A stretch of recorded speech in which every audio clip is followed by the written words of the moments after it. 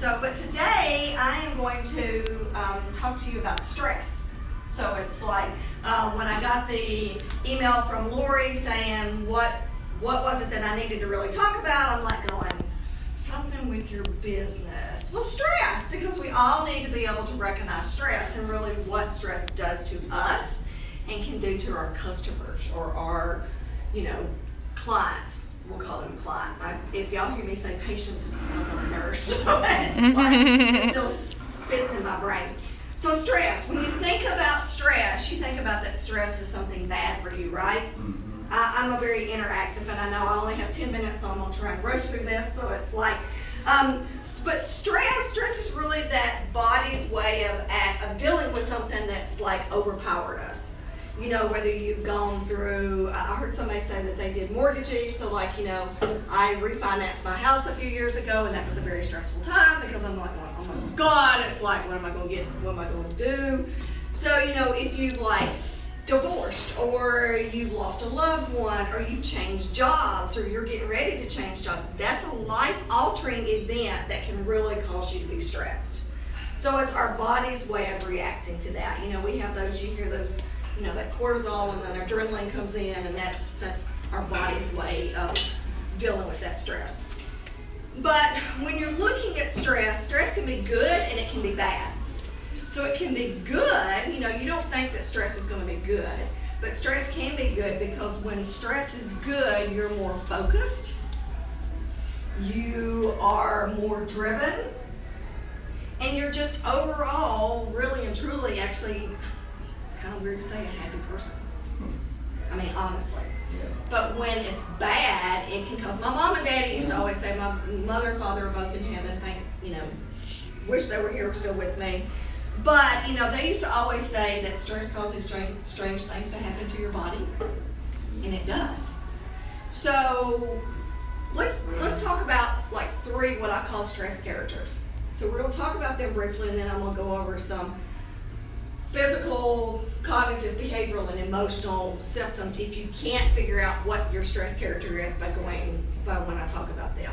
So there's three, and I call them, they're my cartoon characters. So there's one that has their foot on the gas pedal. They're going, just like Lori was talking about earlier. She's got to head to Atlanta this afternoon to do a speech down there today and tomorrow, I think you said. So she's like, she's constantly going, and it's like, and you don't know where to stop. That cartoon character would be someone that I call Speedy Gonzales. Now you're going to find out how old I am by my character. So it's like, so Speedy Gonzales is that person that's just they're constantly, they don't know where to stop. Okay.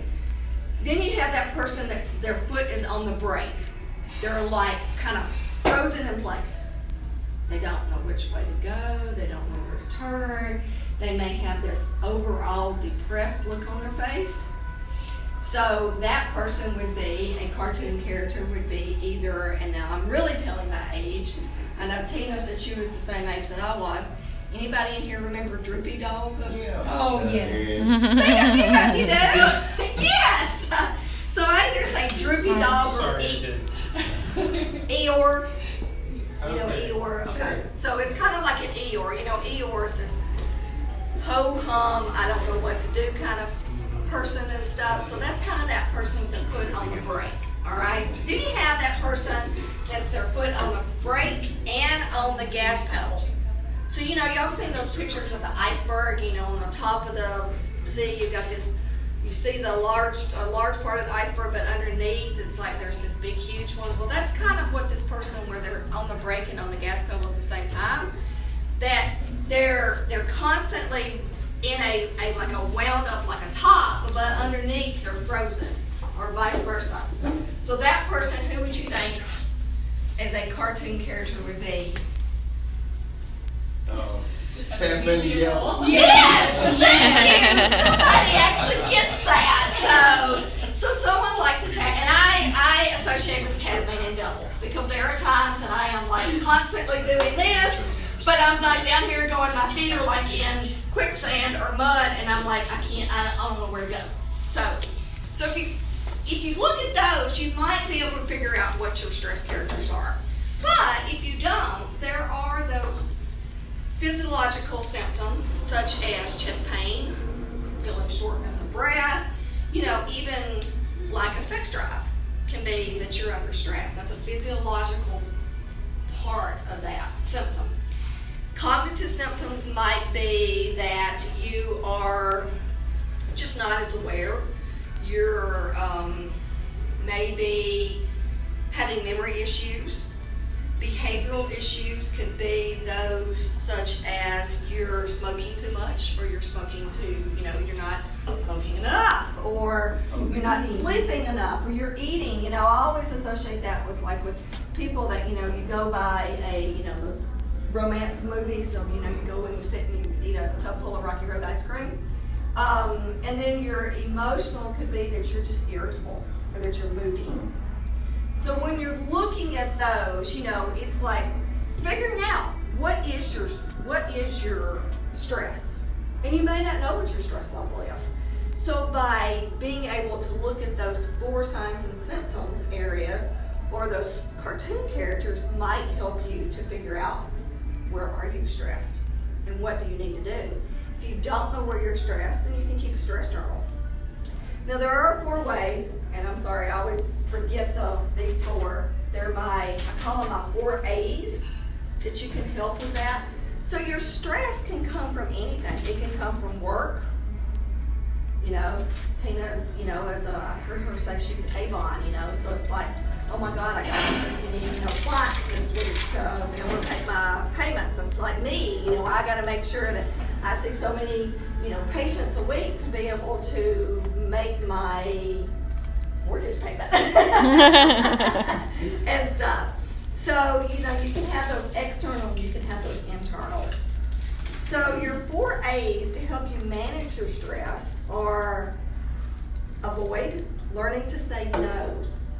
We can't, some of us, we probably all work out there with other people, and we can't not go to work every day. So learning to say no. Altering, being able to express your feelings, being able to become more assertive. Adapting, looking at that big picture. I always say that when the only time I watch the news is in the mornings, because I want to know what the weather's going to be like.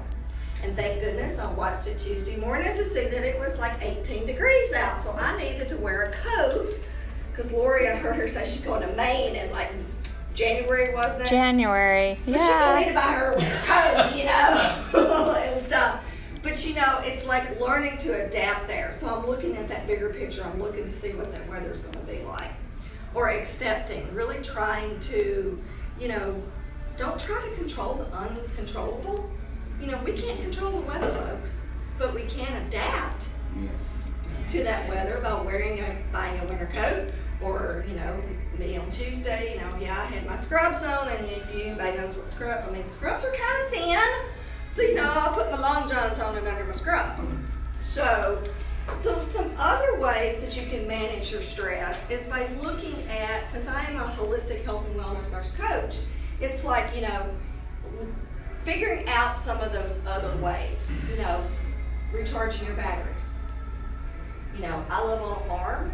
Recharging my batteries for me is getting out and walking my farm, playing with my cows. My sister goes out, and we have a bull that you can actually go pet.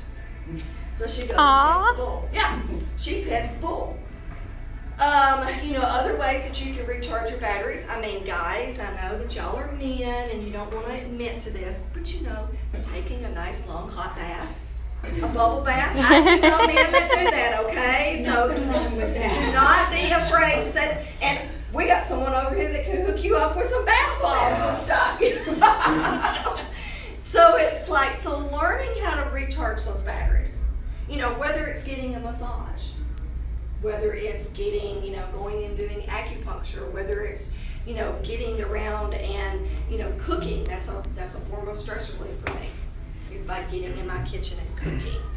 So all of those, by identifying what your stress is and then learning to deal with that stress. So what's one way that everybody in here could do to manage your stress today? You back there. I don't know your name, Blaine. blatant. One thing that I can do, I'm trying to look at your 4 A's here. Just accept. That's a big thing. Just accept what is there and try to deal with it. Okay. And understand that you cannot change everything. Can't change everything. Right. Just for me, like personally, getting out, maybe going for a run. Or Okay. working Yeah, you out. look like you're a runner. So he's tall. He looks like he's a runner. Yeah. Like, Me, I'm just not. working So out. Just for me, like sweating, like it feels like it's a release. it's a stress reliever because you're getting rid of that adrenaline and that cortisol that's in your body. So, okay. So running, accepting, Mine would be sort of like it's going to the gym. going to the gym. And because I like to get on like not the treadmill, but like that stepper thing. That step thing. Just go at it about a good hour, get everything, sweat and like okay. Blood and Okay. tears. Yeah. No. Yeah. They go like 3 hours. Okay. All right. Mine would be the accepting what I can't change. Okay. Sometimes I want everything to work out perfectly all the time, and I have to accept it's not going to Accept happen. Right. Well, I have to say no more often, but honestly for me it's either going for a long walk or it's actually curling up in bed and shutting the phone off, shutting everything off and just staying under those warm covers and taking a good nap. There That's is usually my recharging one is Yeah. a good nap. Yeah, there is such a thing as, because we have so many computers, phones, everybody leaves your phone on at night. I turn my cell phone off when I go to bed at night. Do not, it's like, unless that if I'm on call or something, then yeah, but otherwise my phone goes off at night. And there's such a thing that is called blue light. I don't know if it's blue light syndrome or what, but the blue light from your phones and all of that kind of stuff can cause you not to be able to sleep and cause you to have more stress. There are proven studies of that. Lori, what would be one thing that you can do? Buy a winter coat? Yeah. My biggest thing is avoid, because I am one of those yes people. So I do. I run 100 miles an hour all the time, nonstop, and I have to, and I'm better at it, but I have to learn to say no and have to slow down and get away and unplug. Unplug. Yeah. And that's what we nowadays, we don't know how to do, because like I said, you've got your phone, it's like he's actually writing his down. That would be me, because I can't type everything on my phone, but it's like unplugging is probably the biggest thing. Most people have TVs in their bedrooms. I do not have a TV in my bedroom. Never wanted one. It's like my mom and daddy never let me have one when I was a kid, so it's like, so I guess I did learn something from them.